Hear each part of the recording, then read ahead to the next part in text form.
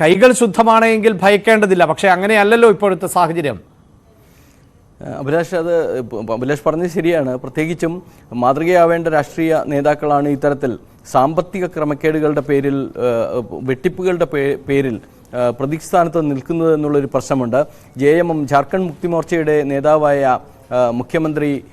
ജാർഖണ്ഡ് മുഖ്യമന്ത്രി ഹേമന്ത് സോറൻ ഇത്തരത്തിൽ ഇപ്പോൾ പ്രതിസ്ഥാനത്ത് നിൽക്കുകയാണ്. ഇന്ന് ഉച്ചയോടുകൂടിയാണ് അദ്ദേഹം EDക്ക് മുമ്പിൽ സ്വവസതിയിൽ ഹാജരാവുക.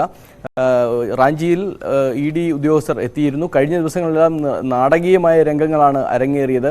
പ്രത്യേകിച്ചും കഴിഞ്ഞ ദിവസം അദ്ദേഹത്തിൻ്റെ വസതിയിൽ നടത്തിയ റെയ്ഡിൽ 36 ലക്ഷം രൂപയും ഒപ്പം തന്നെ ലക്ഷറി കാറും പിടിച്ചെടുത്തു. അതിനൊപ്പം കൂടുതൽ രേഖകളും കണ്ടെടുത്തതായാണ് ED ഉദ്യോഗസ്ഥർ അറിയിച്ചത്.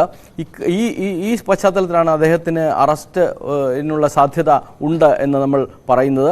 സമൻസ് അയച്ച് അദ്ദേഹത്തെ ഇന്ന് ഉച്ചയ്ക്ക് ചോദ്യം ചെയ്യും എന്നുള്ളതായിരുന്നു. നേരത്തെ തന്നെ ഇത്തരത്തിലുള്ള നീക്കങ്ങൾ നടന്നിരുന്നു. അതിൻ്റെ ഭാഗമായി JMM നേതൃത്വം കേന്ദ്ര സർക്കാരിനെതിരെ പ്രസ്താവനകളുമായി മുന്നോട്ട് വന്നിരുന്നു. മിനിഞ്ഞാന്ന് അദ്ദേഹത്തെ കാണാതാവുകയും പിന്നീട് ഇന്നലെ രാവിലെ ഗാന്ധി സ്മൃതിയുമായി അദ്ദേഹം റാഞ്ചിയിൽ പ്രത്യക്ഷപ്പെടുകയും ചെയ്തു. പ്രത്യേകിച്ചും മിനിഞ്ഞാന്ന് അദ്ദേഹത്തെ ഡൽഹിയിലെ വസതിയിൽ കാണുക എന്നുള്ളൊരു നീക്കം ED ഉദ്യോഗസ്ഥരുടെ ഭാഗത്തു നിന്നുണ്ടായിരുന്നു. പക്ഷേ അദ്ദേഹത്തെ കാണാൻ ആയില്ല.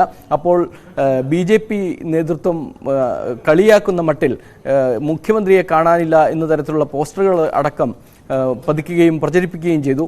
ഈ നീക്കങ്ങൾക്കെതിരെ ശക്തമായ ഭാഷയിൽ ജാർഖണ്ഡ് മുക്തി മോർച്ച നേതൃത്വം രംഗത്ത് വരികയുണ്ടായി. അതിനിടെയാണ് ഹേമന്ത് സോറൻ ഇന്നലെ രാവിലെ റാഞ്ചിയിൽ പ്രത്യക്ഷപ്പെടുകയും പ്രസ്താവനകൾ ഇറക്കുകയും ചെയ്തത്. ജനങ്ങളുടെ ഹൃദയത്തിലാണ്, എന്നെ കാണുന്നില്ലെങ്കിൽ നിങ്ങൾ നോക്കൂ, ജനങ്ങളുടെ ഹൃദയത്തിലേക്ക് നോക്കൂ, ജനഹൃദയങ്ങളിൽ ഞാനുണ്ട് എന്ന പ്രതികരണവുമായാണ് അദ്ദേഹം രംഗത്ത് വന്നത്.